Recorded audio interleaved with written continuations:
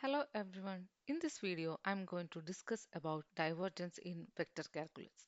Once you know the divergence, it is very easy to understand the physical significance of Maxwell's divergence equation del dot D equal to rho v and del dot B equal to 0. First of all, let's see what del is. Del is a vector differential operator used in vector calculus. The components are partial derivative operators. It is defined in Cartesian, cylindrical, and spherical coordinate system. So let's analyze how it is defined in Cartesian coordinate system. In Cartesian coordinate system, del is equal to partial derivative over x plus partial derivative over y plus partial derivative over z.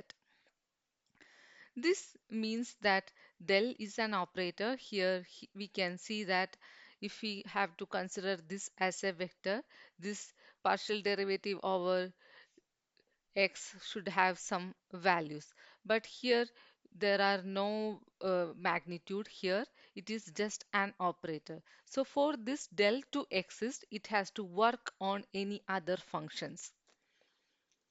So that is del is a vector operator. It's not a vector, it's a vector operator. It has to work on any other functions to get some output. Let's see what a partial derivative actually means.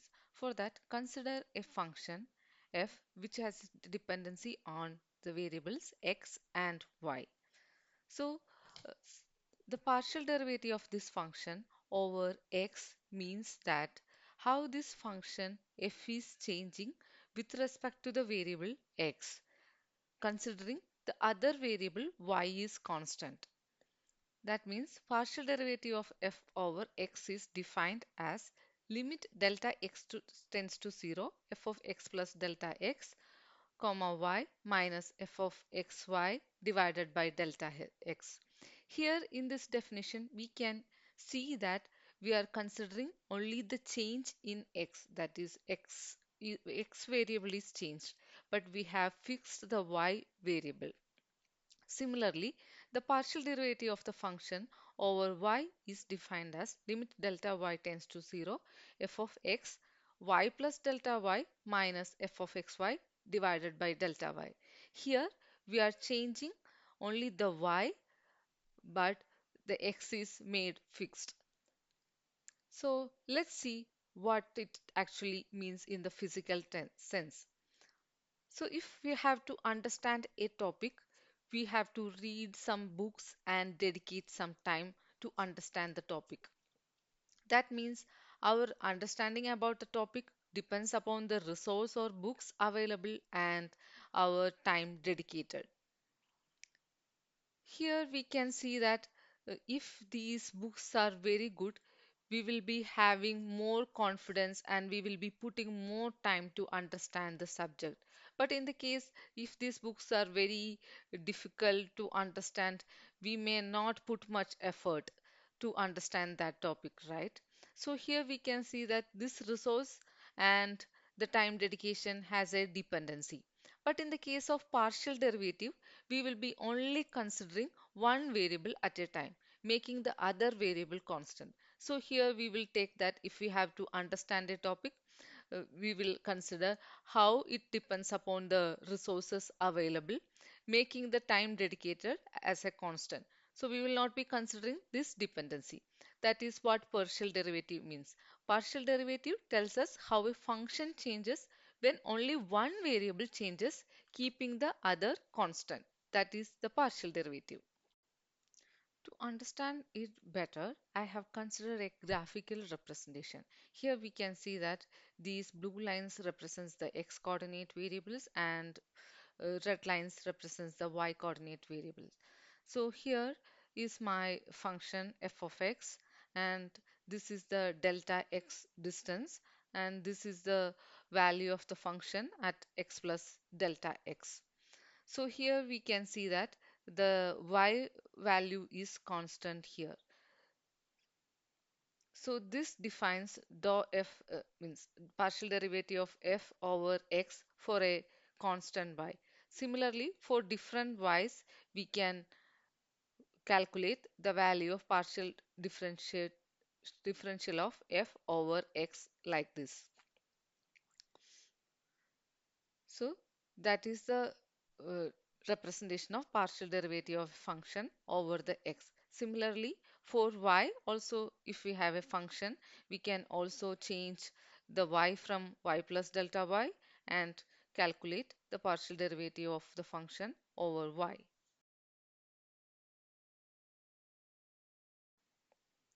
Here I am considering two cases. First one is I am considering f of x plus delta x is greater than f of x. That means the value of the function at a distance delta x is more than whatever the value at the origin. So in that case, we can see that the partial derivative of over x of the function f over x will be a positive value, or it means that it is an outgrowing function or an increasing function. That means that if the partial derivative of a function is positive, it is an outward moving function. In the second case, I am considering the value of the f of x plus delta x is less than f of x. In that case, the partial derivative of f over x will be negative. That means it is a decreasing function or it is moving inwards.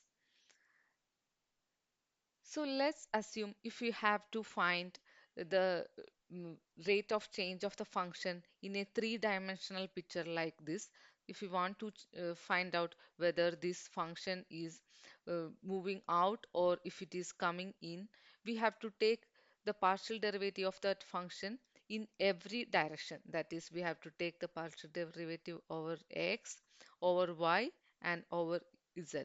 And if we take the sum of all the partial derivative, we will be getting an information about how this function is changing over a three-dimensional space. That is, it indicates if that function is moving out or if that is moving in. If that value is positive, it means that it is going out or it is diverging, and if it is moving in, it means that it is converging. That is, the sum of the partial derivative of a function over all the dimensions gives the idea about total outflow or inflow of the function.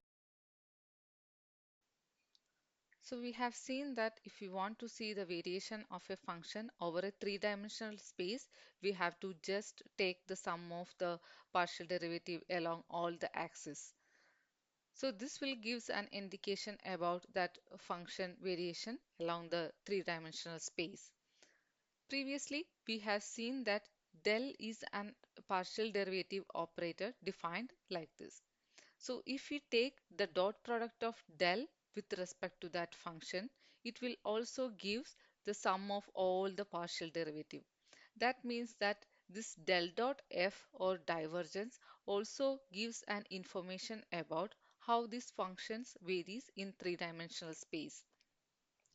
That indicates that if del dot f is positive, we can say that the divergence is positive. That means the flow is actually outwards. It is similar to the water flowing from a hose. Here, this hose is a source and water is flowing out from this source. If the divergence is negative, we can see that the flow is coming towards the source. It is similar to a sink where all the water is going in or all the water is drained out. And if the divergence is zero, means that whatever is coming into that source will be going out. It is similar to we have opened a tap and the water is flowing from the tap and all the water is drained out in this sink. So here we can see that the net outcome is zero or the divergence is zero. This shows an animation for different divergence classifications. So the first one is divergence of the function is greater than zero or where it is the source. Here we can see that all the movement is outward or the divergence of that function is greater than zero or it is acting as a source. Next one is divergence of that function is zero. In that case, we can see that whatever is coming in is going out also. So it is not a source or a sink. In that case, divergence of that function is zero. And the next one is sink or divergence of the function is less than zero. Here we can see that all the flow is towards that point. Here we can say that it is a sink or the divergence of that function is less than zero. This shows a real life example of a fluid flow showing the divergence. Here we can see that this fluid flow is inwards or it is acting as a sink, and at this point all the flow is outwards or it is acting as a source. This animation shows the negative divergence in three dimensions. Here we can see that all the flow is inwards in all the direction, that is in X, Y and Z direction, all the flow is inwards. So we have seen what is the physical significance of divergence means.